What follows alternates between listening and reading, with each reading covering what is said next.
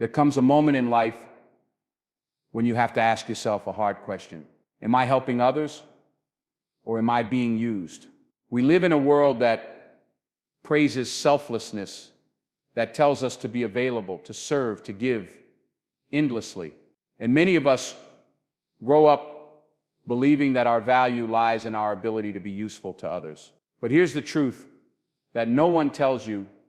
Many people move through life believing that their value is directly tied to how much they do for others. From an early age, we're often praised when we help out, rewarded when we're selfless, and admired when we go out of our way to serve. The message is subtle, but it's consistent. If you want to be loved, appreciated, respected, then be useful. Be the one others can depend on, the one who always says yes, the one who shows up, fixes things, and sacrifices without complaint. But over time, this mindset creates a dangerous illusion. It convinces us that unless we're actively contributing to someone else's needs or goals, we are somehow less valuable. It tells us that our presence only matters when we are doing something for someone, and that's a lie. Self-worth is not something that should be conditional. It's not a currency that depends on your output, your helpfulness, or your ability to meet others' expectations. You are not a machine built to function for the benefit of everyone around you. You're not a tool to be picked up, used, and put away. And yet, many people live like this every day, afraid to say no, afraid to take time for themselves, afraid that if they stop being useful, they'll stop being loved. That fear is powerful. It's the fear that if you set boundaries, you'll be seen as selfish. If you don't help, you'll be seen as cold. If you take care of yourself, you'll be called lazy or uncaring. So you keep giving. You keep saying yes. You keep carrying weight that was never yours to begin with. What begins as generosity turns into obligation. What starts as kindness morphs into quiet resentment. Because deep down, there's a voice in you that knows this isn't right. It knows that being needed is not the same as being valued. It knows that the people who only call when they want something aren't really seeing you. They're seeing what they can get from you. And the more you give, the more invisible you become. Your needs fade into the background. Your rest becomes optional. Your voice gets quieter. And all that's left is the role you're expected to play. The helper, the fixer, the dependable one. But you are more than that role. Your existence is not a transaction. You don't have to earn your place in someone's life by solving their problems. You don't have to justify your worth with acts of service. The fact that you exist, breathe, feel, think, and dream is enough. You were never meant to live in a cycle of proving yourself through usefulness. You were meant to experience joy, connection, growth, and freedom. You were meant to have space to explore who you are when you're not constantly living for other people. That's not to say helping others is bad. It's not. It's beautiful to care. It's human to give. But it becomes toxic when it's tied to your identity. When you believe you must help to be accepted, that's when the damage begins. You start neglecting yourself. You silence your needs. You prioritize others' peace while ignoring your own pain. Over time, this erodes your sense of self. You begin to lose track of who you are outside of being needed. You don't know what makes you happy. You don't know what rest feels like. You forget how to simply exist without feeling guilty for not doing something. And the truth is, people who truly value you, who truly love and respect you, won't base their connection to you on how much you do for them. They will value your presence, your heart, your essence. They will want you to thrive, not just serve.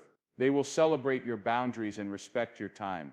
They will remind you that your worth was never tied to your usefulness. Because real love doesn't demand that you shrink to fit into someone else's needs. It invites you to be whole, even when you're not giving, fixing, or doing. Being over-available is often mistaken for loyalty, kindness, or commitment. It feels good to be someone others can rely on, to be the person who always picks up the phone, responds to every message, shows up when needed, and sacrifices their own plans to accommodate someone else's crisis. On the surface, it seems noble. Society even praises this kind of behavior. You're seen as dependable, selfless, and strong. But beneath that surface lies a hard truth that too many people learn too late. Being constantly available doesn't always earn you more respect. In fact, it often does the opposite. Being over-available breeds disrespect. The more accessible you make yourself, the more people assume you're supposed to be. They stop appreciating your time, because they start believing it belongs to them. What once may have been seen as generosity becomes expected. The small favors you used to do out of kindness become obligations in their eyes. The emotional support you used to offer freely turns into something they feel entitled to. People begin to treat your help like a service. They don't ask if you're okay with it. They don't consider what's going on in your life. They just assume you'll be there, because you always have been. And that's where the shift begins. The shift from being valued to being used. It's subtle at first. They might stop saying thank you. They might stop checking in on you, unless they need something. They might even get frustrated when you say no, not because they think you're incapable, but because they think it's your job to say yes. That's what happens when you make yourself too available. You condition people to see your support as a constant.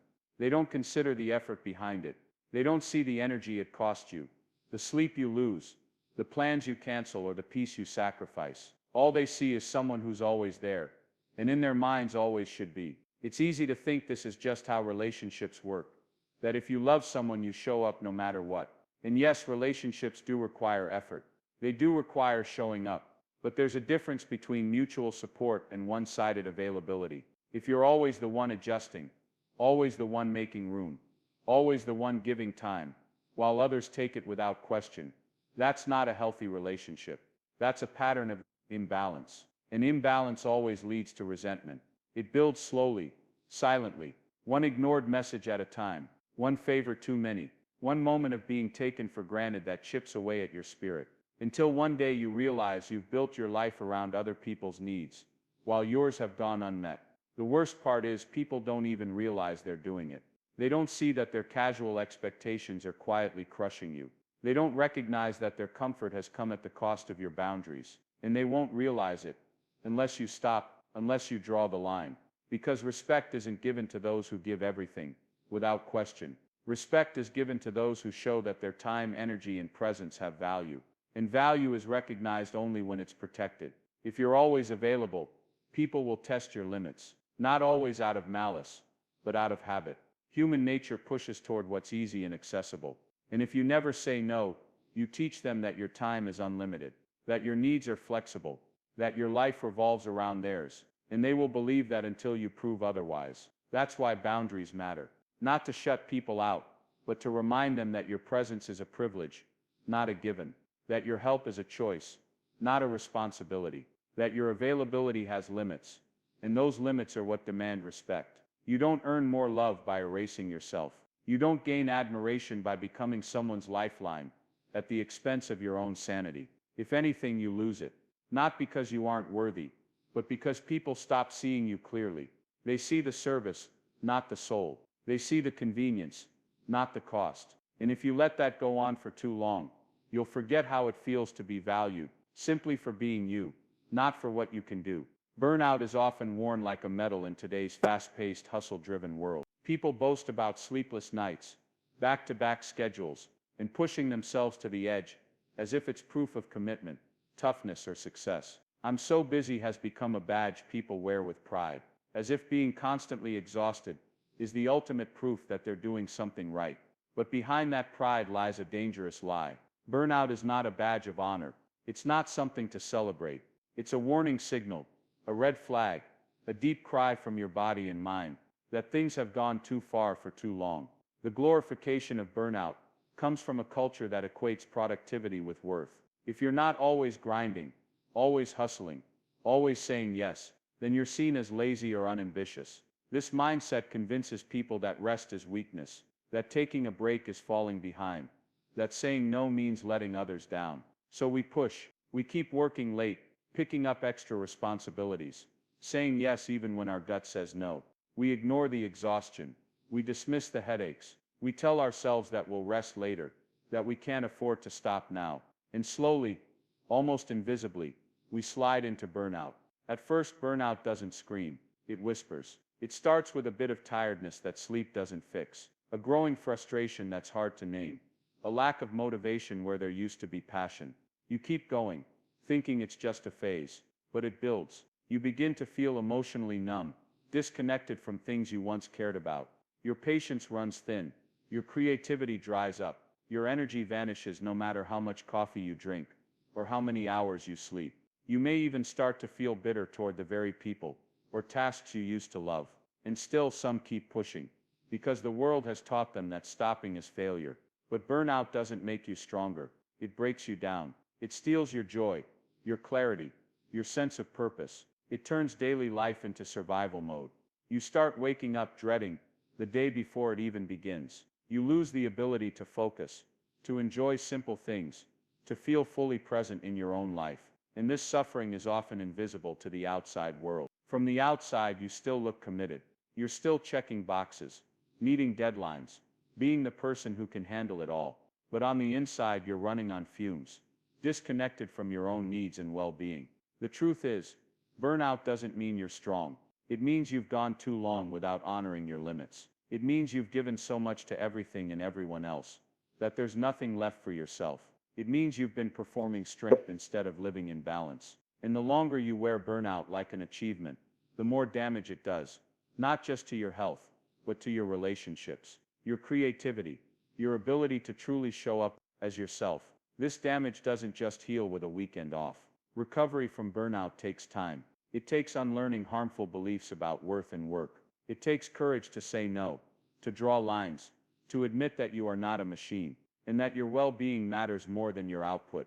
It takes recognizing that true strength lies, not in how much you can endure, but in knowing when to rest. And rest is not a reward for overworking.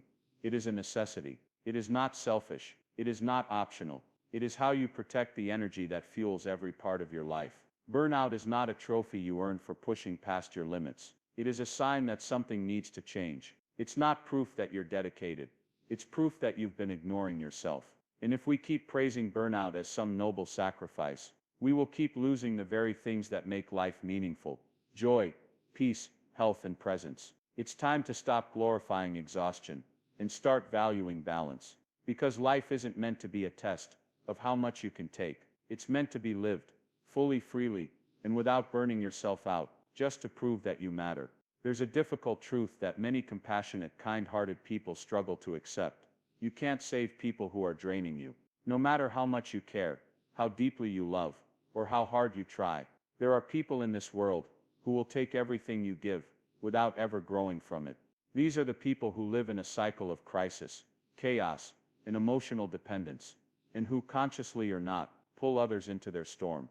You might see their potential, believe in their good intentions, and convince yourself that if you just love them a little harder, support them a little longer, they'll eventually change. But over time, you begin to realize that all your efforts are met with the same result: exhaustion on your end, and no real progress on theirs. At first, helping them feels right. You're being loyal, supportive, doing what a good friend, partner, or family member is supposed to do. You pick up the pieces, listen to their pain, offer advice, make sacrifices, and sometimes even neglect your own needs, just to be there. You pour so much of yourself into them that you start to run dry. What you don't always see immediately is that while you're trying to lift them up, they're pulling you down, not out of malice, but because they're not ready to be lifted. They may not want help that leads to growth. They may only want comfort that allows them to remain where they are. And in giving them that comfort, you may unintentionally become part of the reason they never change. It's hard to admit that someone you care about might not want to heal. Some people are addicted to their own suffering, stuck in patterns they don't want to break, clinging to their pain because it's all they've known. And while your support may bring temporary relief, it won't bring transformation if they aren't willing to do the work themselves. You can offer guidance, tools, and love, but you can't carry them to the finish line. Healing is a personal journey. Change is a personal choice. And when someone refuses to take responsibility for their own life, no amount of self-sacrifice on your part will save them. What makes this dynamic even more difficult is that many people who drain you aren't doing it intentionally. They may be genuinely hurting. They may not realize how much they're leaning on you. They may see your care as something they're entitled to, rather than something you're choosing to give. But even if their intentions aren't harmful, the impact can still be damaging. You start to feel heavy around them. Conversations leave you depleted. You find yourself dreading their calls or messages. You begin to feel responsible for their emotional state. And in the process, your own peace, joy, and energy slowly erode.